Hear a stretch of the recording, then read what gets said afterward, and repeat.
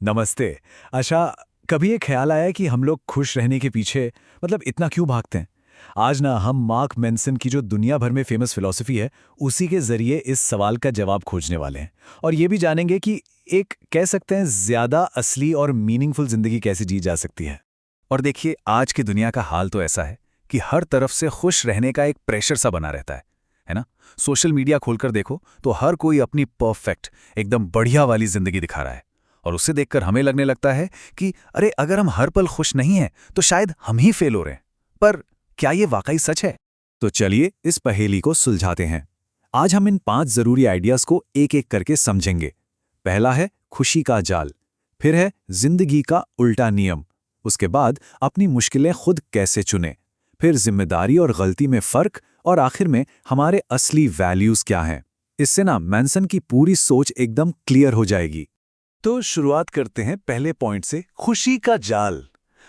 ये समझने की कोशिश करते हैं कि खुश रहने की जो ये लगातार कोशिश है, वो हमें असल में दुखी क्यों कर देती है। आखिर ये खुशी का जाल है क्या भला? मैंसन इसे एक बड़ा ही मजेदार नाम देते हैं, नर्क का फीडबैक लूप। सुनने में अजीब है, पर इसका मतलब बहुत सिंपल है। इसका मतलब है बुरा महसूस करने पर और भी ज्यादा बुरा महसूस करना। सोचकर देखिए, किसी को थोड़ी चिंता होती है और फिर वो ये सोच सोचकर और परेशान हो जाता है कि अरे यार, मैं इतना क्यों घबरा रहा हूं, मुझ में कोई गड़बड़ है क्या? बस यही वो कभी न खत्म होने वाला चक्कर है जिसमें हम फंस जाते हैं। और सोशल मीडिया पर जब दूसरों की चमकती दमकती जिंदगी देखते हैं ना, तो ये हाल और भी बुरा हो जाता है। चलिए, अब आते हैं मैंसन की फिलॉसफी के सबसे मेन और सच कहूं तो दिमाग घुमा देने वाले आइडिया पर। इससे वो कहते हैं जिंदगी का उल्टा नियम। ये एक पॉजिटिव जिंदगी जीने का बड़ा ही अनोखा रास्ता है। हाँ, मुझे पता है, सुनने में थोड़ा उल्टा पुल्टा लग सकता है, लेकिन इसकी गहराई को समझिए। नियम ये कहता है कि जितना ज्यादा हम किसी पॉजिटिव चीज, मान लीजिए खुशी, के पीछे भागते हैं, हम अनजाने में अपने दिमाग को यही सिग्नल देते हैं कि वो चीज हमारे पास है ही नहीं। है ना अजीब? और इसके उलट, जब हम किसी नेगेटिव एक्सपीरियंस को, किसी दर्द को स्वीकार कर लेते हैं, उसे एक्सेप्ट कर लेते हैं, तो वो अपने आप में एक पॉजिटिव एक्सपीरियंस बन जाता है। एक अजीब सी शांति मिलती है, एक ताकत महसूस होती है। और इस बात को मैंसन के ही शब्दों में समझते हैं। वो कहते हैं, जिम में जो दर्द हम सहते हैं, उसी से बेहतर सेहत और एनर्जी मिलती है। बिजनेस में जो फेलियर्स मिलते हैं, वही हमें सिखाते हैं कि कामयाब होने के लिए असल में क्या जरूरी है। बिल्कुल साफ है, नेगेटिव चीजों को अपनाने से ही पॉजिटिव रिजल्ट्स निकलते हैं। चाहे वो जिम का दर्द हो या बिजनेस में हार का डर, यही चीजें हमें आगे लेकर जाती हैं। तो निचोड़ ये है कि जिंदगी में अच्छी चीजें पाने का रास्ता अक्सर बुरी लगने वाली चीजों से ही होकर जाता है। तो चलिए अब थियरी से हटकर कुछ प्रैक्टिकल बात करते हैं। तीसरा पॉइंट है, अपनी मुश्किलें खुद चुनें। देखिए, एक बात तो पक्की है, जिंदगी में मुश्किलें तो आनी ही हैं। सवाल यह है कि हम कौन सा दर्द सहने को तैयार हैं। तो क्यों ना हम अपनी लड़ाई खुद चुनें। अक्सर हम सब अपने गोल्स के बारे में ही सोचते हैं, है ना, कि भाई एक अच्छी नौकरी मिल जाए, एक फिट बॉडी हो या एक कामयाब बिजनेस हो।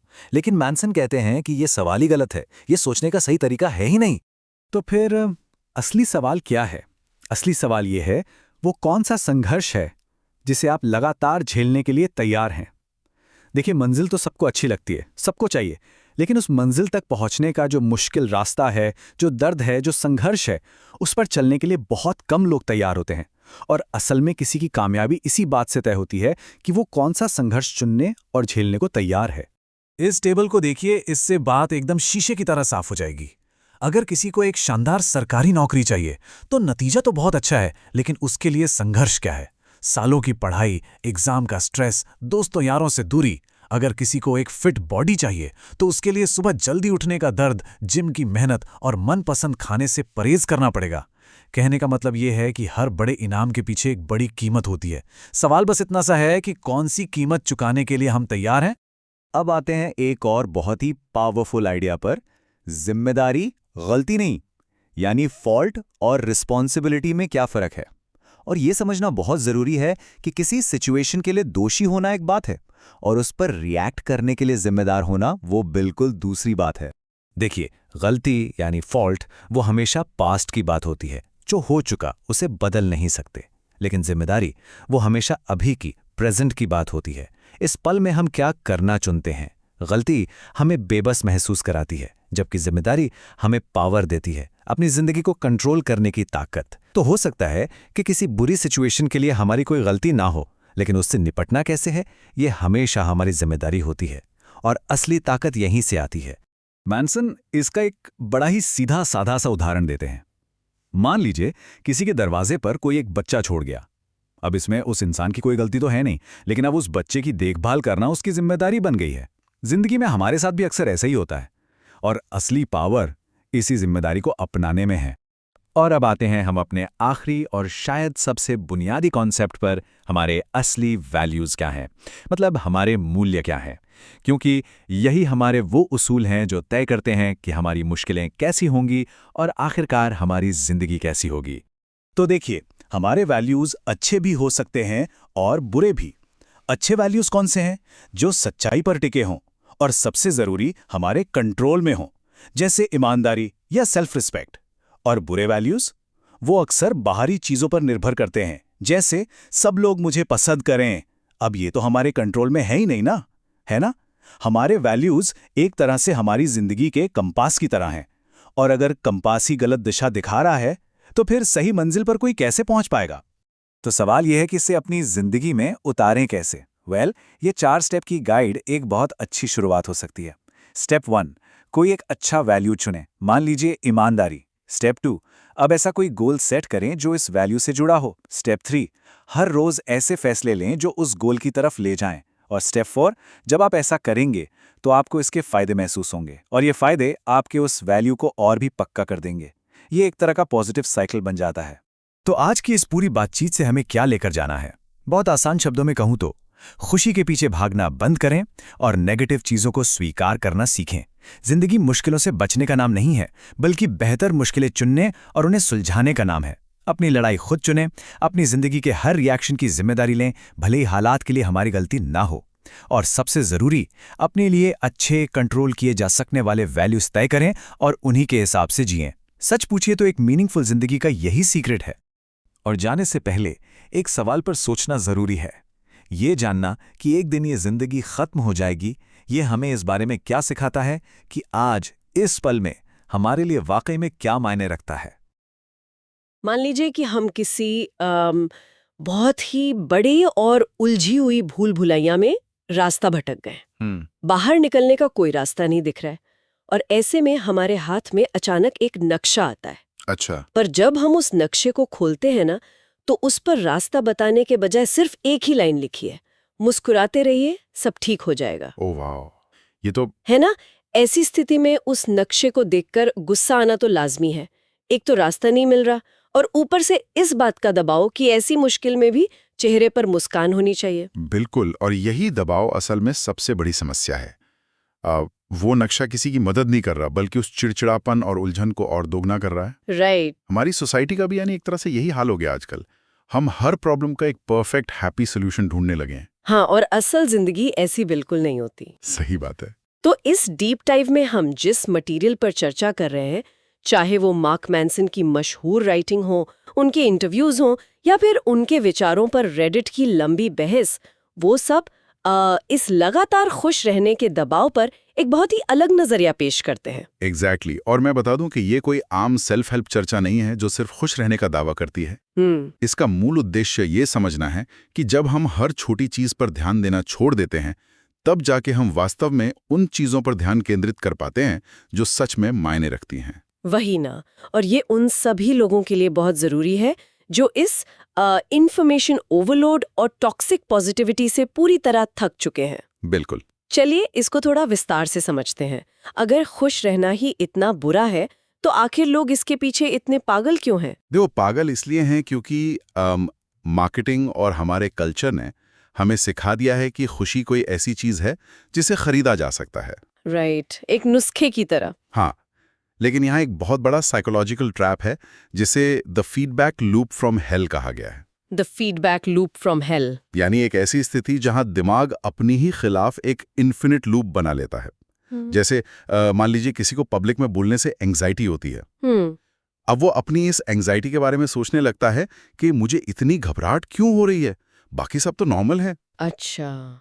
अब उसे अपनी एंग्जाइटी के ऊपर और ज्यादा एंग्जाइटी होने लगती है। या फिर किसी छोटी बात पर गुस्सा आता है और फिर इस बात पर और गुस्सा आने लगता है कि आखिर मुझे इतना गुस्सा क्यों आ रहा है। ओह, ये तो एक दलदल यानी क्विकसैंड जैसी स्थिति होगी। Exactly, quicksand. क्योंकि दलदल में इंसान जितना हाथ पैर मारता है, जितना बाहर निकलने के लिए छटपटाता है, वो उतना ही तेजी से अंदर धंसने लगता है। सही पकड़ा आपने। वहां बचने का एक ही तरीका होता है कि शांत रहना और अपने अस्तित्व को उस दलदल के हवाले कर देना, ताकि बॉडी फ्लोट कर सके। बिल्कुल। और इस दलदल वाले मैकेनिज्म को दार्शनिक एलन वॉट्स ने बहुत पहले द बैकवर्ड्स लॉ का नाम दिया था। The backwards law. हाँ, उनका मानना था कि किसी भी पॉजिटिव अनुभव यानी सकारात्मक अनुभव की लगातार चाहत रखना अपने आप में ही एक नेगेटिव अनुभव है। वेट, ये थोड़ा कंफ्यूजिंग लग रहा है। मैं समझाता हूँ। क्योंकि जब हम लगातार सोचते हैं कि हमें खुश होना चाहिए, तो हमारा दिमाग बार बार इस बात पर फोकस करता है कि हमारे पास अभी क्या नहीं है। ओ, यानी हम अपनी कमी पर फोकस कर रहे हैं। एग्जैक्टली। इसके उलट अपनी नेगेटिव स्थिति को पूरी तरह स्वीकार कर लेना कि हाँ, मैं परेशान हूं और ये बिल्कुल ठीक है, ये सच में एक पॉजिटिव अनुभव बन जाता है, क्योंकि वहां आकर वो लूप टूट जाता है। वाओ, यहाँ बात सच में बहुत दिलचस्प हो जाती है। अगर किसी चीज के पीछे भागना, उसे खुद से दूर करना है, तो इसको एक उदाहरण से समझते हैं जो मैनसन ने अपने एक एक्सपीरियंस में शेयर किया था। वो एलएसडी वाला एक्सपीरियंस। हाँ, वही। उन्होंने एक बार एलएसडी ट्राई किया था और उस हेलुसिनेशन के दौरान उन्हें ऐसा लग रहा था कि वो जिस घर की तरफ चल रहे हैं, वो जितने कदम आगे बढ़ाते हैं, घर उतना ही दूर खिसक जाता है। राइट। और जब वो रुकते तो घर रुक जाता। तो क्या हमारी खुशी की तलाश बिल्कुल वैसी ही नहीं है? ये एक कमाल का मेटाफर है।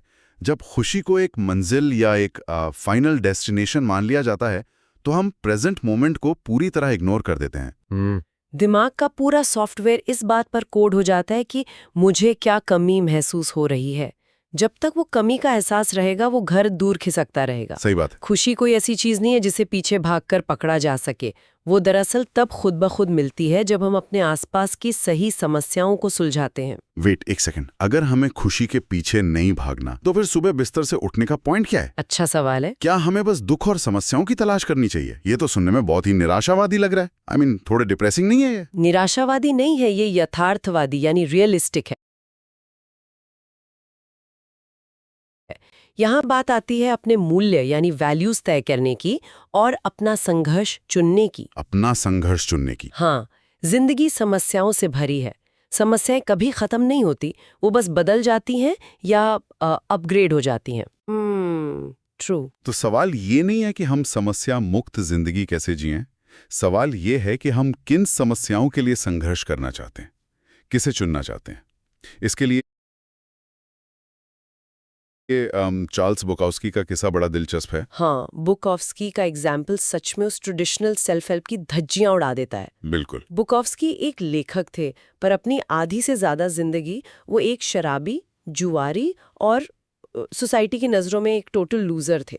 हाँ, पोस्ट ऑफिस में काम करते थे। राइट, पोस्ट ऑफिस में काम करते थे और रात भर पीते थे।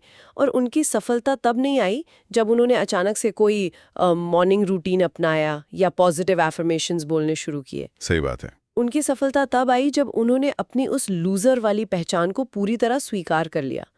उन्होंने अपनी राइटिंग में अपने फ्लॉज, अपनी खामियों को बिना किसी शर्म के दुनिया के सामने रख दिया। हाँ, और उस ईमानदारी ने उन्हें उनके जनरेशन का एक बड़ा लेखक बना दिया। यानी उनकी समस्या अब परफेक्ट बनने की नहीं थी, बल्कि ईमानदार बनने की थी। एग्जैक्टली।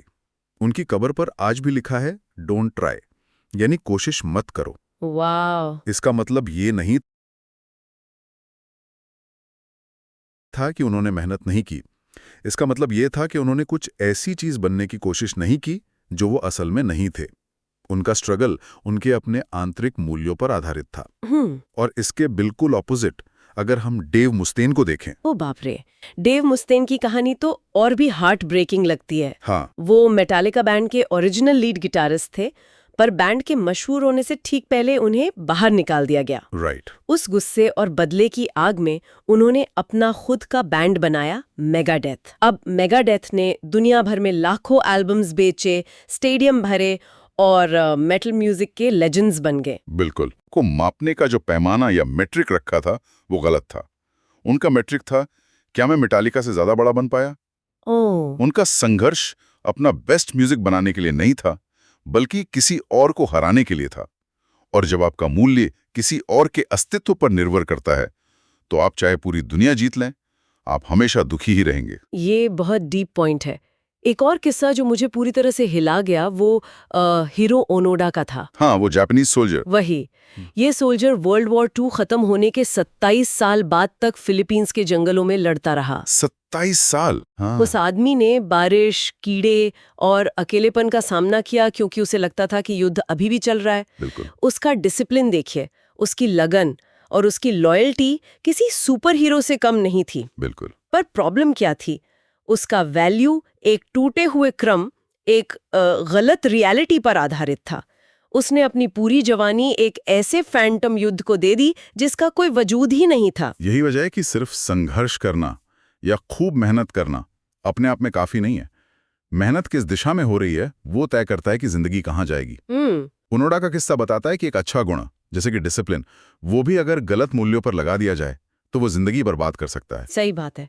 पर एक सवाल उठता है यहाँ। हाँ, पूछिए। आमतौर पर लोग पैसे, बड़ी गाड़ी या फेमस होने को ही सफलता मानते हैं। तो गुड वैल्यूज और बैड वैल्यूज में अंतर कैसे करें? जो बात यहाँ सबसे दिलचस्प है वो ये है कि इसे टेस्ट करने का एक बहुत आसान तरीका है। अच्छा। अच्छे मूल्य हमेशा रियलिटी पर आधारित होते हैं और उन पर इंसान का पूरा कंट्रोल होता है, जैसे ईमानदारी, कुछ नया सीखना या दूसरों के प्रति सहानुभूति रखना।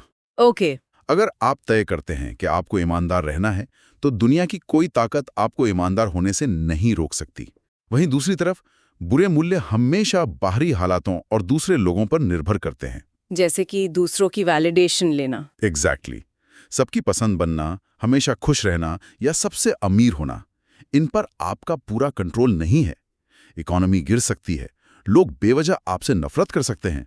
जब कंट्रोल आपके हाथ में नहीं होता तो एंजाइटी आना तय है। Make sense. चलिए मान लेते हैं कि हमने अपने मूल्य ठीक कर लिए, ईमानदारी और मेहनत को अपना लिया। लेकिन जिंदगी में ऐसे हादसे तो फिर भी होंगे ना जिन पर हमारा कोई कंट्रोल नहीं है। ऐसी समस्याएं आएंगी जो हमारी गलती नहीं होंगी, तो उनका सामना कैसे करें? यहाँ एक बहुत ही कमाल का शिफ्ट इन पर्सपेक्टिव आता है। हाँ, वही जहाँ स्पाइडरमैन वाली एक मशहूर कोट को बिल्कुल उल्टे नजरिए से पेश किया गया है। बिल्कुल। हमने हमेशा सुना है with great power comes great responsibility. Right. लेकिन क्या हुआ अगर इसका उल्टा सच हो? With great responsibility comes great power. वाह, ये सुनने में बहुत पावरफुल लगता है, पर इसका प्रैक्टिकल मतलब क्या है? हम आमतौर पर गलती यानी फॉल्ट और जिम्मेदारी यानी रिस्पॉन्सिबिलिटी को एक ही डब्बे में डाल देते हैं। हमें लगता है कि जिसकी गलती है उसी की जिम्मेदारी भी होनी चाहिए उसको ठीक करने की। पर रियलिटी में ये दोनों बिल्कुल अलग हैं। गलती का ताल्लुक भूतकाल से है, जो पास्ट में हुआ, लेकिन जिम्मेदारी वर्तमान में होती है। इसे थोड़ा और डिटेल में समझते हैं। मान लीजिए किसी व्यक्ति के पार्टनर ने उसे धोखा दे दिया। हाँ। अब पार्टनर का चीट करना उस व्यक्ति की गलती तो नहीं थी, उसने वो चोट नहीं मांगी थी, पर अब उस टूटे हुए दिल के साथ रोना है, थेरेपी लेनी है या किसी पर दोबारा विश्वास करना सीखना है। ये आगे का लंबा रास्ता उस व्यक्ति की खुद की जिम्मेदारी है। एग्जैक्टली। उसके अलावा इसे कोई और ठीक नहीं कर सकता। एक और थॉट एक्सपेरिमेंट देखिए। किसी दिन हम दरवाजा खोलते हैं और वहां कोई एक अनाथ बच्चा छोड़ गया है। ओह। वो बच्चा वहां होना हमारी गलती नहीं है, पर उस पल, उस वक्त उस बच्चे को गोद में लेना है या पुलिस को फोन करना है, ये फैसला और ये जिम्मेदारी पूरी तरह हमारी है। बिल्कुल सही उदाहरण है। एक जज का उदाहरण भी यही बताता है। अच्छा, कैसे? जज ने खुद कोई जुर्म नहीं किया होता, उसकी कोई गलती नहीं होती, पर उस जुर्म को सुनना और उस पर एक निष्पक्ष सजा सुनाने की भारी जिम्मेदारी उसी जज के कंधों पर होती है। सही बात है। जब हम ये समझ जाते हैं कि चाहे गलती किसी की भी हो, हालात से निपटने की जिम्मेदारी हमारी है, तो हम विक्टिम मेंटालिटी से बाहर आ जाते हैं। विक्टिम मेंटालिटी एक बहुत कंफर्टेबल जगह है, क्योंकि वहां आकर आपको कुछ करना नहीं पड़ता, लेकिन वहां कोई ताकत भी नहीं मिलती। ये बिल्कुल उस कार क्रैश वाली सिचुएशन जैसा है। हाँ, वो रेड लाइट वाली। मान लीजिए कि कोई गाड़ी रेड लाइट पर शांति से खड़ी है और पीछे से आकर एक ड्रंक ड्राइवर ने उस गाड़ी को टक्कर मार दी। राइट। अब गलती पूरी तरह से उस ड्रंक ड्राइवर की है, पर अब उस टूटी हुई कार के साथ वहां रोड पर बैठकर किस्मत को कोसना है या गाड़ी साइड में लगाकर इंश्योरेंस कंपनी को कॉल करना है, ये एक्शन लेने की जिम्मेदारी गाड़ी के मालिक की ही है। एग्जैक्टली। और इस एक्शन लेने की प्रक्रिया में एक बहुत दिलचस्प कॉन्सेप्ट आता है, the do something principle. The do something principle. हम आमतौर पर सोचते हैं कि पहले इमोशनल इंस्पिरेशन आएगी, फिर मोटिवेशन आएगा और तब हम कोई एक्शन लेंगे। पर यह प्रिंसिपल कहता है कि ऑर्डर उल्टा है। वेट, यानी एक्शन लेने से मोटिवेशन आती है? हाँ, इसका साइकोलॉजिकल आधार बहुत मजबूत है। जब हम एक छोटा सा कदम उठाते हैं तो उस कदम का रिजल्ट हमारे दिमाग में एक नया इमोशनल रिएक्शन पैदा करता है, जो हमें अगला कदम उठाने के लिए मोटिवेट करता है। इस पर मिस्टर पैकवुड, जो एक हाई स्कूल मैथ टीचर थे, उनकी टेक्निक मुझे बहुत प्रैक्टिकल लगती है। हाँ। जब भी उनका कोई स्टूडेंट किसी मुश्किल मैथ इक्वेशन में फंस जाता और कहता कि मुझे समझ नहीं आ रहा, तो वो कहते थे, बस उस सवाल को पेपर पर वापस लिखना शुरू कर दो। वाह। दिमाग को जब हाथ चलने का सिग्नल मिलता है तो वो आगे के रास्ते खुद ढूंढने लगता है। बस थोड़ा सा एक्शन लो, आंसर्स फॉलो करेंगे। बहुत सही बात है। लेकिन देखिए, ये सब कहना आसान है और करना मुश्किल। हाँ, वो तो है। और इसका सबसे बड़ा कारण हमारी अपनी आइडेंटिटी या पहचान होती है। जब लोग अपनी प्रॉब्लम को ही अपनी पहचान बना लेते हैं तो वो उसे छोड़ना नहीं चाहते। और यहाँ एक और बड़ा साइकोलॉजिकल कॉन्सेप्ट आता है, Manson's law of avoidance. Manson's law of avoidance. इसके अनुसार जो चीज हमारी आइडेंटिटी या हमारे खुद को देखने के नजरिए के लिए जितना बड़ा खतरा होती है, हम उस चीज से उतना ही दूर भागते हैं। बिल्कुल।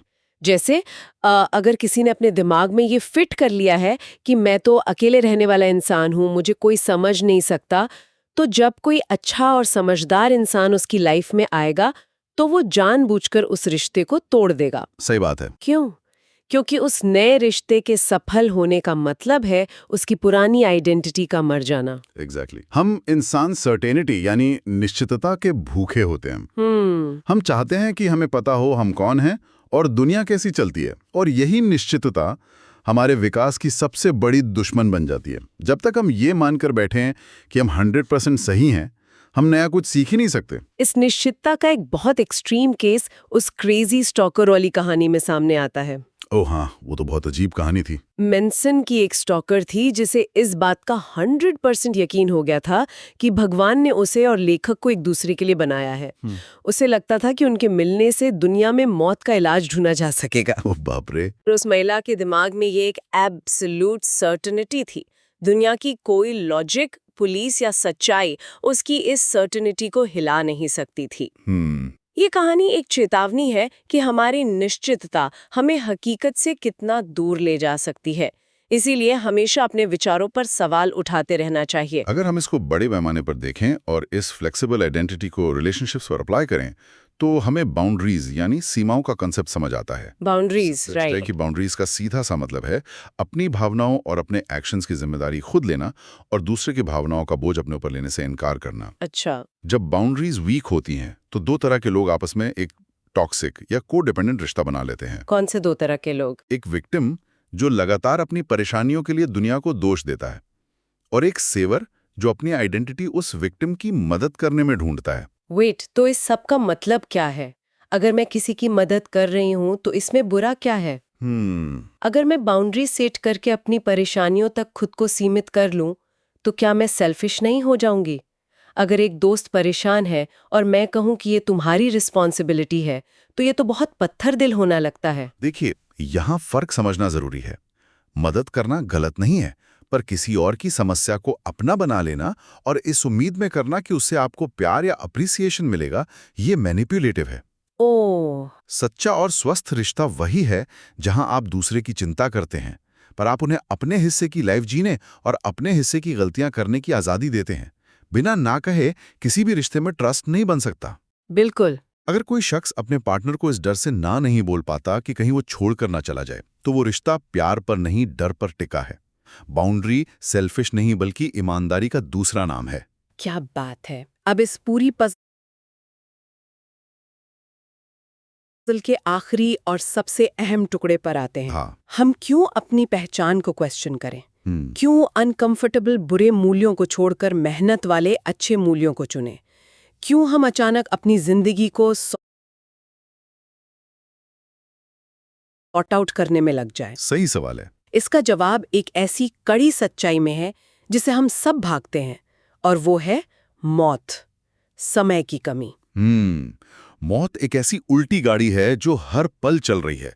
जब इंसान को इस बात का एहसास होता है कि उसका समय लिमिटेड है, तो मौत एक छलनी यानी फिल्टर की तरह काम करती है। फिल्टर की तरह। हाँ, वो जिंदगी के सभी छोटे और बेकार मूल्यों को छानकर बाहर निकाल देती है, और सिर्फ वही बचता है जो सच में मायने रखता है। इस बात को महसूस करने के लिए दो बहुत गहरे किस्से मौजूद हैं इस मटेरियल में। एक, जब लेखक के करीबी दोस्त की सिर्फ 19 साल की उम्र में डेथ हो जाती है। उस झटके ने, उस खालीपन ने उन्हें सिखा दिया कि आम तौर पर हम जिन चीजों की चिंता करते हैं उनका कोई अस्तित्व नहीं है मौत के आगे। बिल्कुल। और दूसरा, केप ऑफ गुड होप के किनारे खड़े होने का अनुभव। हाँ। जब कोई एक ऐसी ऊंची खाई के किनारे पर खड़ा हो जहां से आगे सिर्फ असीम समुंदर और नीचे मौत हो, तो दिमाग बिल्कुल शांत हो जाता है। वहां खड़े होकर ऑफिस पॉलिटिक्स, सोशल मीडिया के लाइक्स या पड़ोसियों की बातें बिल्कुल बकवास लगने लगती हैं। मौत के करीब आने का ख्याल हमें सिखाता है कि जीना कैसे है। और ये जो फिलॉसफी है ना, मौत को ध्यान में रखना, जिसे मोमेंटो मोरी कहते हैं, चीजों पर अपना कंट्रोल छोड़ना, प्रेजेंट मोमेंट को एक्सेप्ट करना, ये ध्यान से देखा जाए तो कुछ हजारों साल पुरानी टीचिंग्स हैं। राइट। स्टोइसिज्म और ज़ेन बुद्धिज्म सदियों से यही बात करते आए हैं, और यही वजह है कि इस पूरे अप्रोच की कभी-कभी आलोचना भी होती है। हाँ, मुझे इस मटेरियल पर रेडिट और बाकी फोरम्स पर होने वाली आलोचनाओं का जिक्र करना है, और मैं चाहती हूँ कि हम इस पर पूरी तरह से निष्पक्ष रहें। बिल्कुल। कुछ क्रिटिक्स और रीडर्स का मानना है कि इस मटेरियल में कुछ भी नया नहीं है। वो इसे फिलॉसफी फॉर ब्रोज बुलाते हैं। उनका तर्क है कि जो बातें रोमन एम्परर मार्कस ऑरेलियस ने अपने मेडिटेशंस में लिखी थीं, या जो रैडिकल एक्सेप्टेंस बुद्धिज्म सिखाता है, उन्हीं पुरानी और शांत बातों को आजकल नए और आक्रामक शब्दों में जहां-तहां गालियों का इस्तेमाल करके दोबारा बेचा जा रहा है। सही पॉइंट है। तो सवाल ये उठता है, क्या किसी पुरानी पवित्र फिलॉसफी को आज के स्लैंग और ब्रूटल लैंग्वेज में रीपैकेज करना गलत है? ये एक बहुत वैलिड पॉइंट है, और क्रिटिक्स गलत नहीं है जब वो कहते हैं कि इसके रूट्स स्टोइसिज्म और बुद्धिज्म में हैं। पर फिलॉसफी का उद्देश्य आम इंसान की जिंदगी को बेहतर बनाना है, ना कि सिर्फ लाइब्रेरी में बंद रहना। सही बात है। जमाना बदल चुका है। आज लोग लगातार सोशल मीडिया पर अपनी परफेक्ट लाइफ दिखाने की रेस में भाग रहे हैं।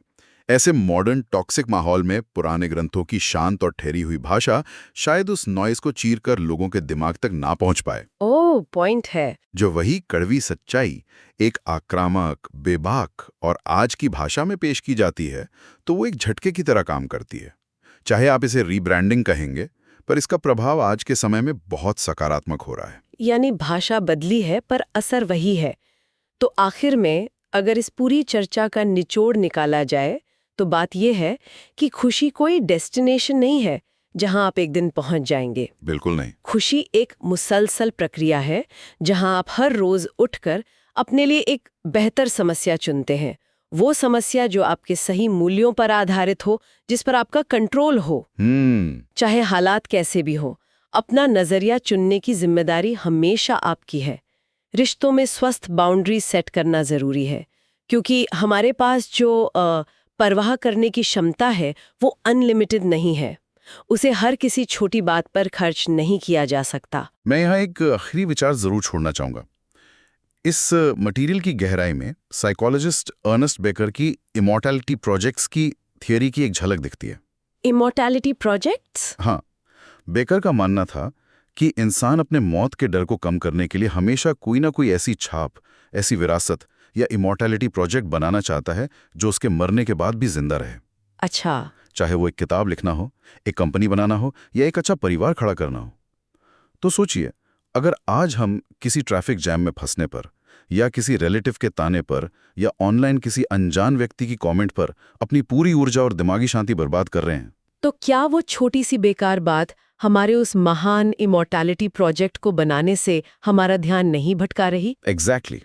आज ही हम ऐसी कौन सी बेकार की चिंता को पूरी तरह से अपनी जिंदगी से निकाल फेंकना चाहेंगे ताकि हम असल मकसद पर ध्यान दे सकें?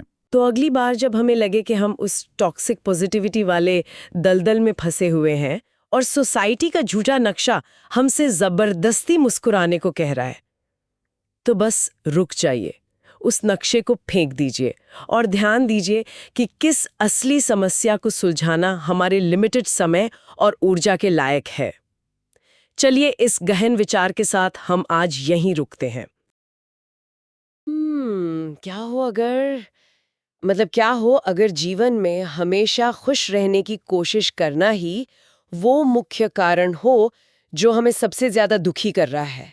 ये बहुत ही सुनने में अजीब लगता है ना, लेकिन आज की हमारी इस गहरी चर्चा का मुख्य विषय यही है। बिल्कुल। आज हम एक ऐसे एंटी सेल्फ हेल्प दर्शन का विश्लेषण करने वाले हैं जो जो कहता है कि हमें हर समय अच्छा महसूस करने की इस बीमारी से बाहर आना होगा।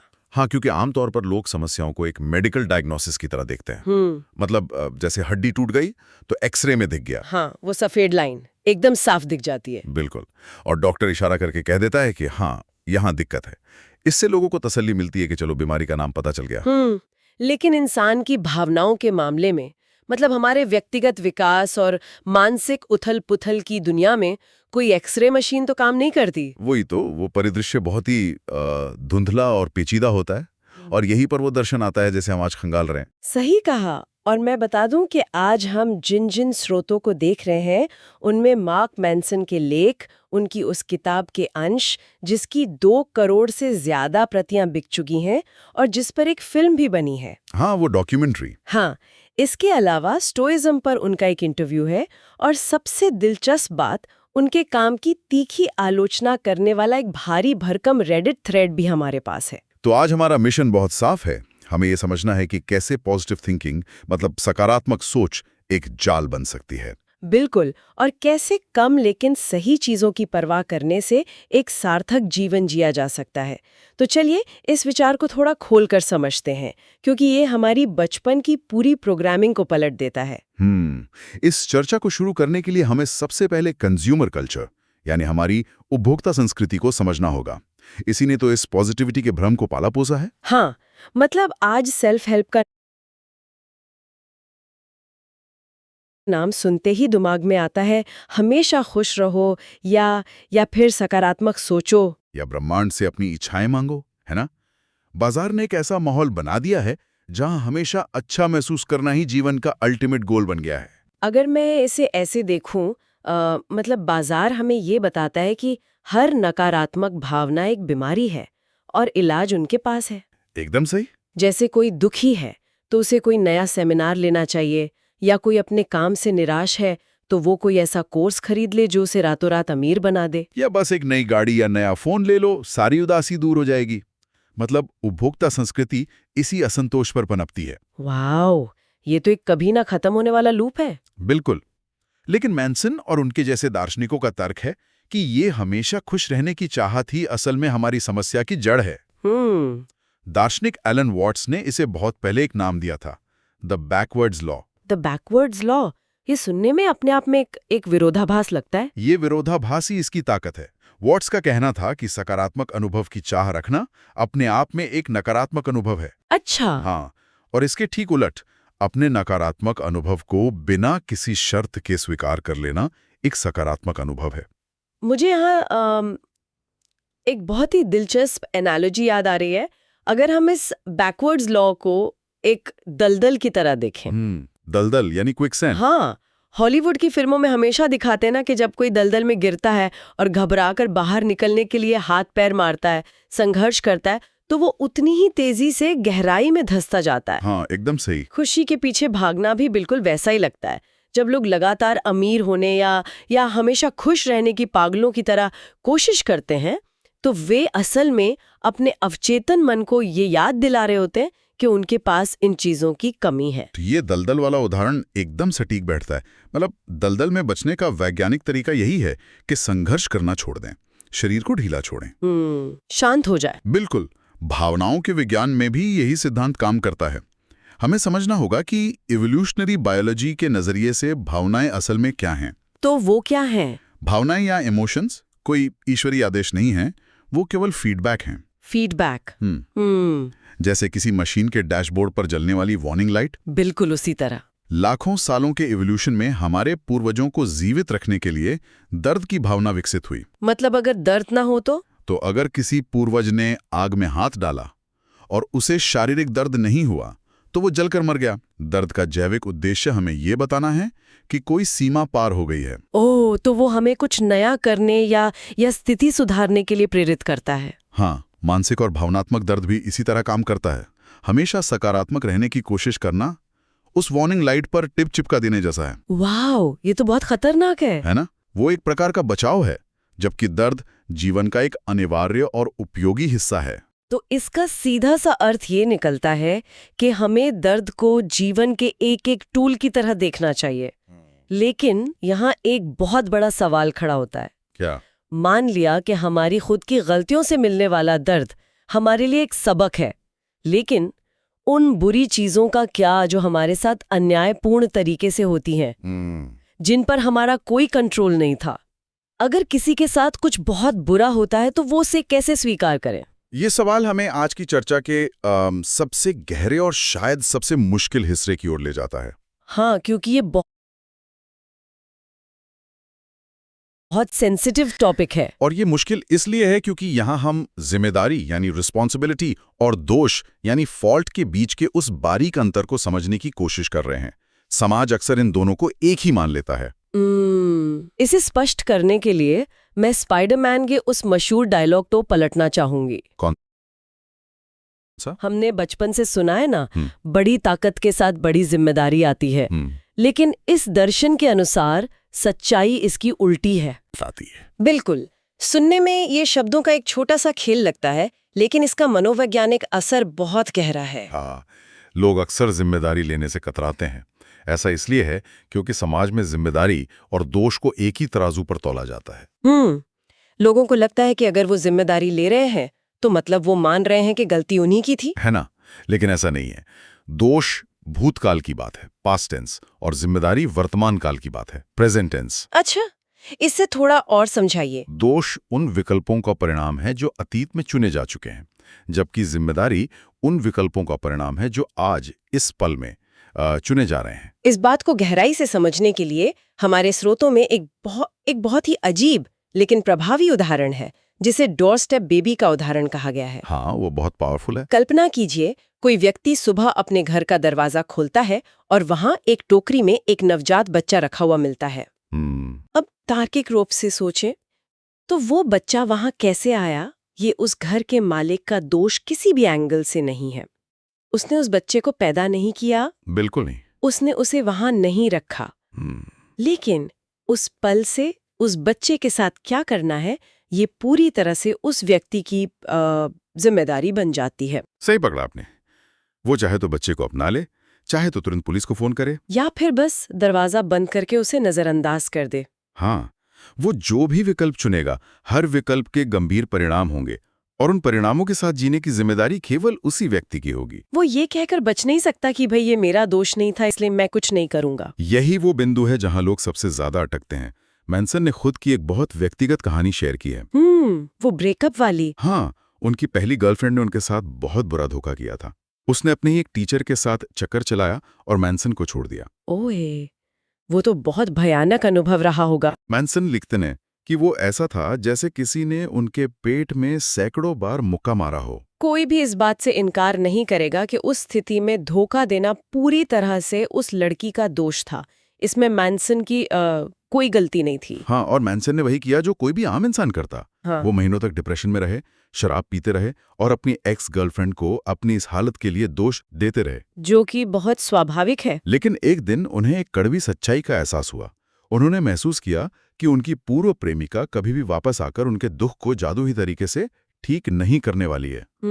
उनका दिल टूटना उनका दोष नहीं था, लेकिन उस टूटे हुए दिल के साथ अपनी बाकी जिंदगी कैसे जीनी है, ये उनकी अपनी जिम्मेदारी थी। ये तो एक बहुत बड़ा शिफ्ट है सोचने के तरीके में। अपने दुख से बाहर निकलना, वापस पैरों पर खड़ा होना और अंततः उस रिश्ते में खुद की कमियों को पहचानना, ये सब मैनसन की जिम्मेदारी थी। प्रासंगिक केस स्टडी है। एक छोटे कद वाले आदमी की कहानी। हाँ, वो डेटिंग वाला उदाहरण। बिल्कुल।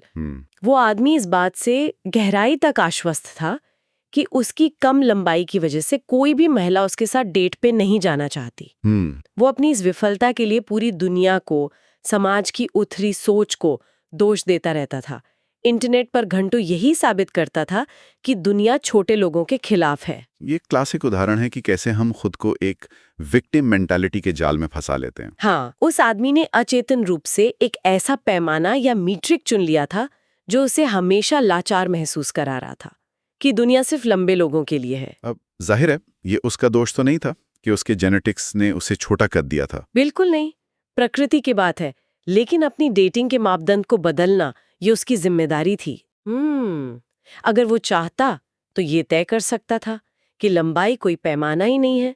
वो उन लोगों के साथ समय बिता सकता था जो उसे उसके ह्यूमर या व्यक्तित्व के लिए पसंद करते हों। लेकिन उसने ऐसा नहीं किया, क्योंकि दुनिया को दोष देना आसान है और खुद पर काम करना बहुत मुश्किल। लेकिन रुकिए, मैं यहाँ थोड़ी असहमति जताना चाहूंगी। हाँ, बताइए।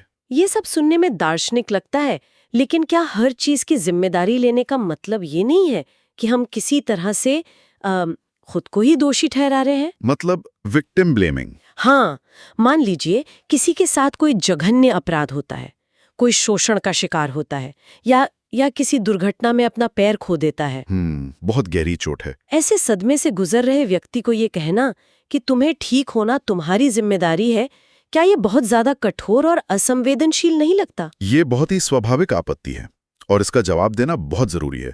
यहीं पर हमें उस लकीर को बहुत गाढ़ा करना होगा जो दोष और जिम्मेदारी को अलग करती है। स्थिति में किसी और की भयानक गलती या अपराध के लिए उसे दोषी ठहराना पूरी तरह से सही है। हमारे समाज का पूरा कानूनी और न्याय तंत्र इसी पर काम करता है कि जिसने अपराध किया है, दोष उसका है।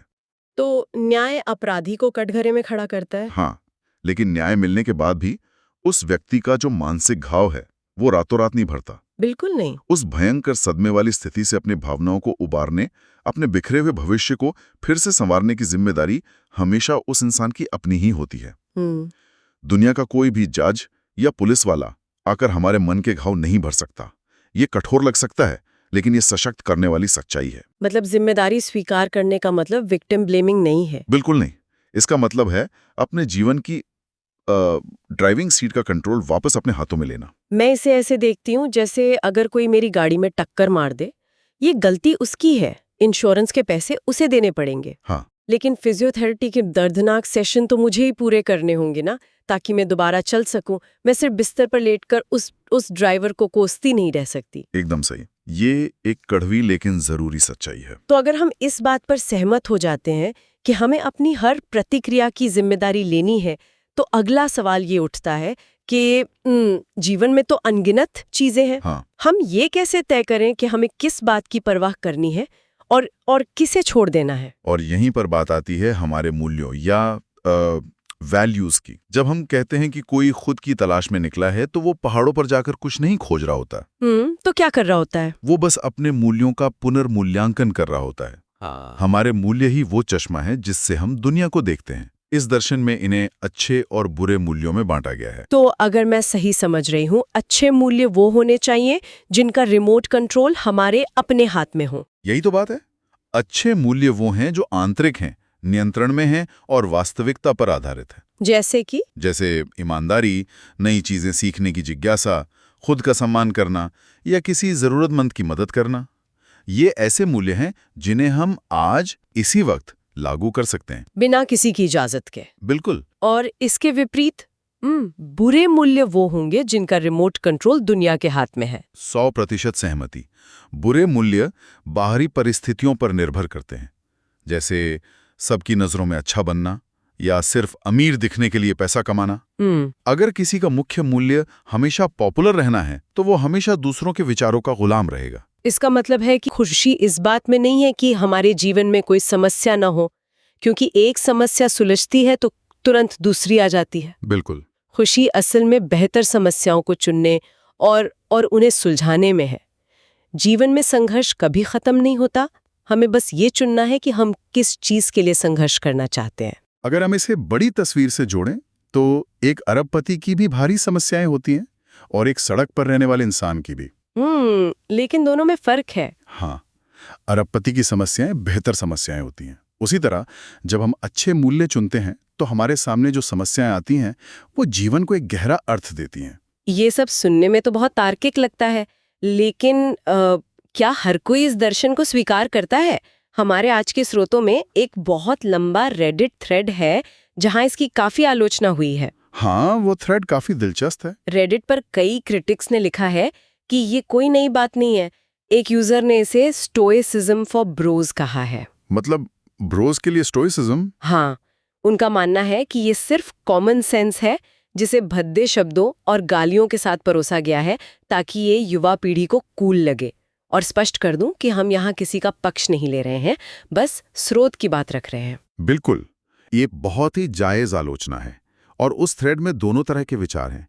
कुछ इसे बचकाना बताते हैं, पर उसी थ्रेड में दर्जनों लोगों ने ये भी लिखा है कि कैसे इस दर्शन ने उनके जीवन के सबसे अंधकारमय दौर में उनकी जान बचाई है। यहाँ तक कि आत्महत्या के विचारों से जूझते समय भी। तो सच्चाई इन दोनों के बीच कहीं है। मेरा मानना है कि अगर निष्पक्ष रूप से देखें तो ये दर्शन वास्तव में ज़ैन बौद्ध धर्म और मार्कस ऑरेलियस जैसे दार्शनिकों के विचारों का ही एक आधुनिक और शोर शराबे वाला रूप है।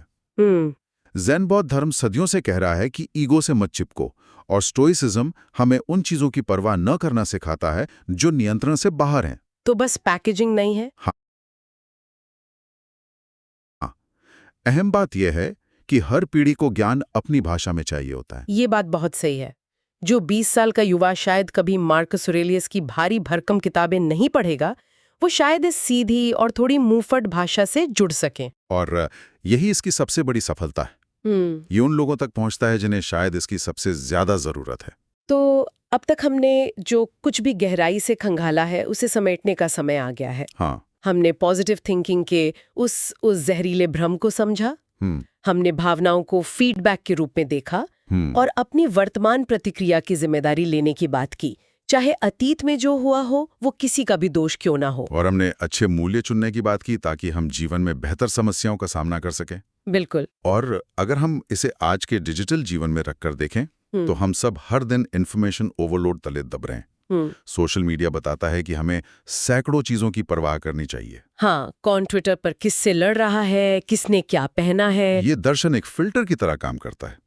ये हमें चुनने की आजादी देता है कि अपनी ऊर्जा कहाँ खर्च करनी है। फालतू की चीजों की परवाह छोड़ते ही हमारी एंग्जाइटी कम होने लगती है। के बाद एक बात दिमाग में अटक जाती है। क्या? अगर ये सब इतना ही तार्किक है तो हम ऐसा करते क्यों नहीं हैं? हम असल में जिम्मेदारी लेने से भागते क्यों हैं?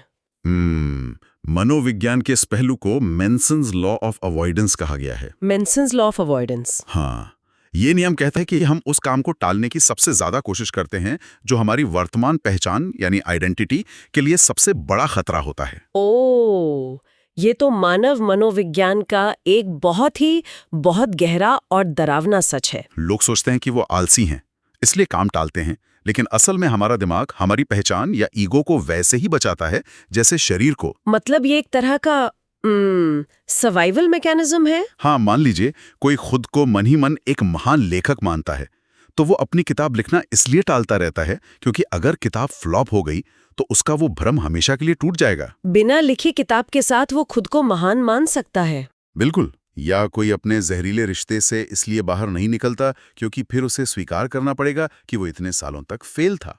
हम अपनी सुरक्षित छवि बचाने के लिए वो कदम नहीं उठाते जो जिंदगी बदल सकते हैं। वाओ, ये सचमुच रोंगटे खड़े कर देने वाला विचार है।